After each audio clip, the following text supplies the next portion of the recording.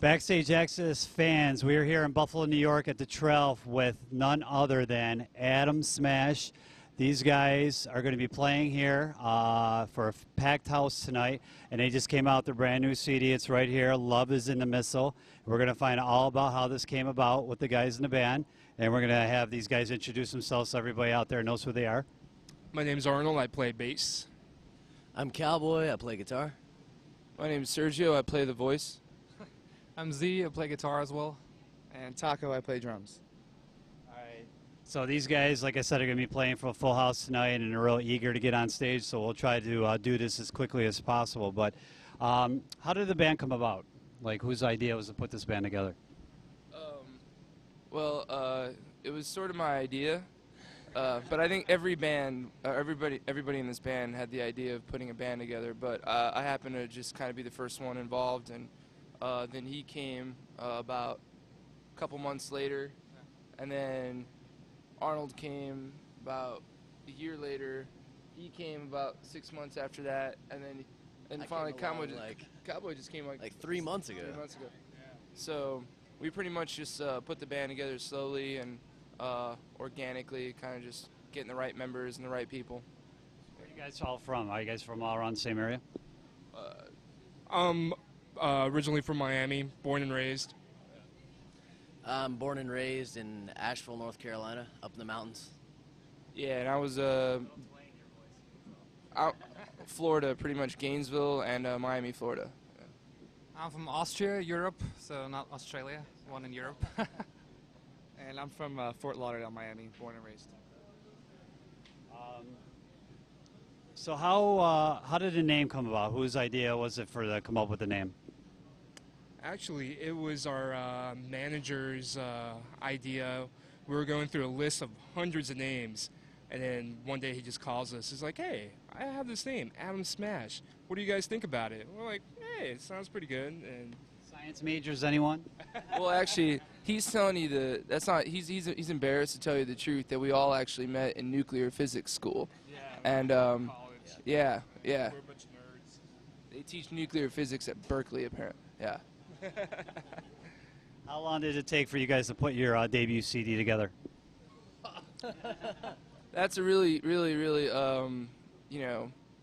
wild question. It took 4 years or so to.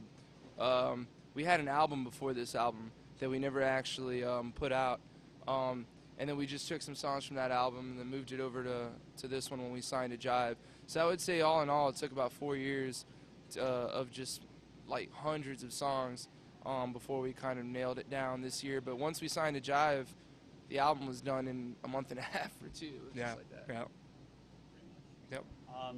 Sergio, you're primary the songwriter on all the tracks on the CD. Do you feel a lot more pressure, being the sole writer, or you pretty much can handle, are you used to dealing with that? I mean, yeah, there's obviously a little bit of pressure. Before we signed to Jive, it was kind of like a situation where I felt like I had to take it upon myself to really like dig in deep and write some songs that'll take the band to the next level. But I think at the end of the day, we all pretty much, I mean, the songs sound the way they sound because everyone's playing them and was in the pre-production process and in the writing process. So it's like, I mean, yeah, the lyrics and the melodies and like a general feel might come from me, but overall Z will just take it to the next level, and then Taco will just, I don't sit down and write drums or anything like that. I might try to tell him something and confuse him until he, but I think he kind of understands what I'm telling him every now. For the fans out there, I'm going to show the CD again because the guitar work on here is just simply amazing. So you definitely have to get this if you haven't gotten it already. It's in your local store, or you can go to download, I'm sure, at wherever, iTunes or whatnot. The album title, Love is in the Missile, who came up with that? That was from a song that we were working on before the album. It said the lyrics were, "We're coming in, we're blowing down your city, love is in the missile." And the song really wasn't all that good. It was pretty crappy, actually, but that lyric was always kind of stuck with us.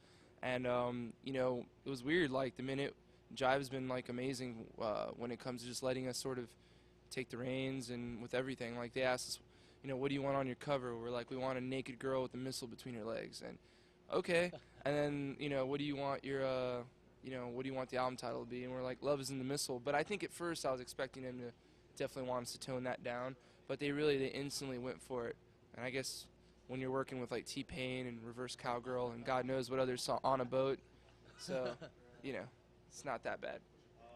You guys did a video for Sacrifice, which obviously you can go to YouTube to check it out, or your homepage. In fact, you want to give the fans out there your homepage?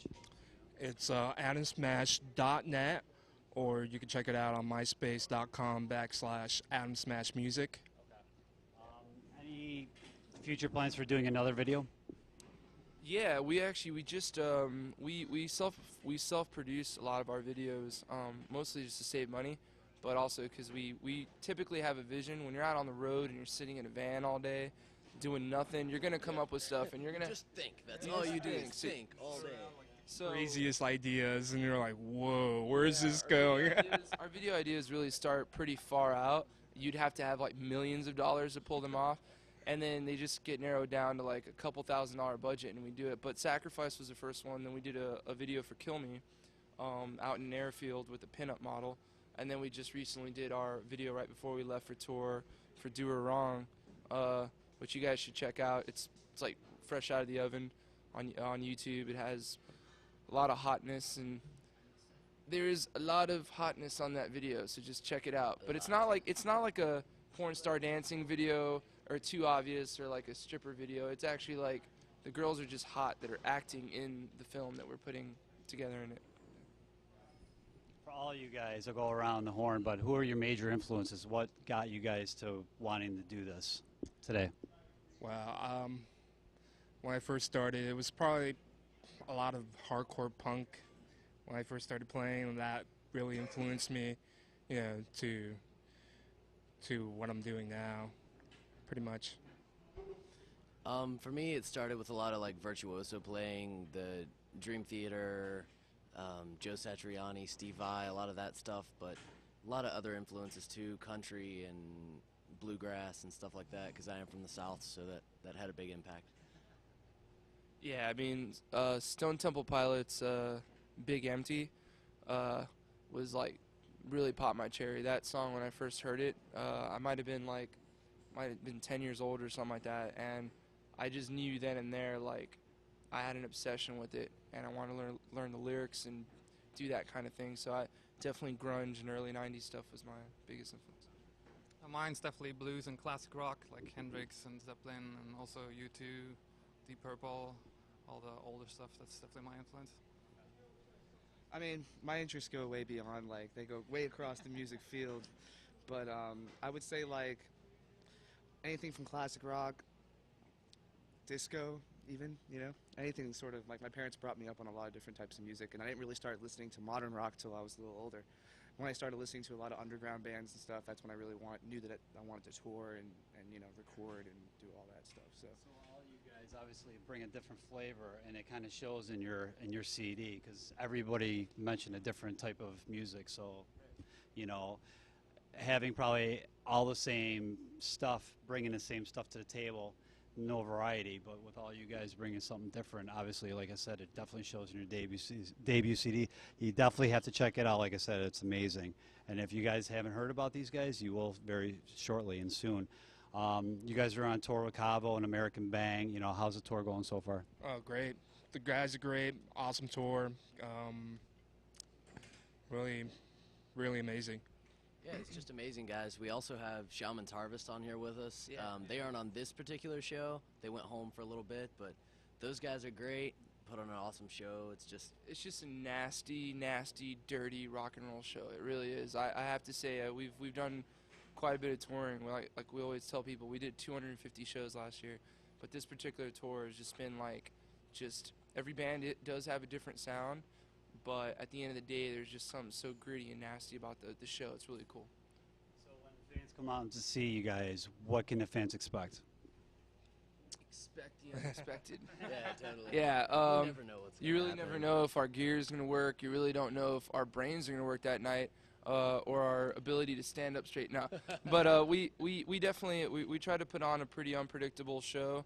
But in combination, we do have, certain members of the band, especially like Z, that really keep, keep it tight and strong. So it's kind of like we're like a combination of sort of just trying to keep it fun and relaxed, and that way every night something different. And there's still like an explosive energy of like you never know what's gonna happen kind of going on at the same time, which is cool. Yeah, if there's like nobody here, you know, tonight, or somebody doesn't show up, we're still gonna come and basically like bring it as hard as we can. Yeah. For your fans out there, what can they expect from you guys the rest of 2009 going into 2010? A lot of touring. A lot of touring. Definitely going to be out there. And What was it, Hell in the Cell? Is that what it's called? Hell in the You Cell. can expect to see us on a. Yeah, we just recently found out we're going to be doing this big WWE thing for Hell in the Cell, which is this big pay-per-view event that's coming up in October 11th. So like, yeah, we're going to be doing a lot of like just as much promo as we can to get stuff out there and touring. We really don't. I mean, we don't mind going home and taking a little bit of a break, but we really like touring. This is where we belong, and we miss the road. We get road sick and homesick, but mostly road sick. So we'll be out here touring. Definitely check these guys out on the road. They're out with Cabo and American Bag and Charbon's Harvest on selected dates as well. You guys definitely want to check the CD out. Go to your record store, download it, do what you have to do to get it. Like I said, the guitars on here are terrific. The songs are well crafted. Definitely something to get, and I'm sure the band behind here will definitely agree because it's their product. BackstageAxxess.com. Thanks for taking the time. We'll talk to you soon. Thanks, guys.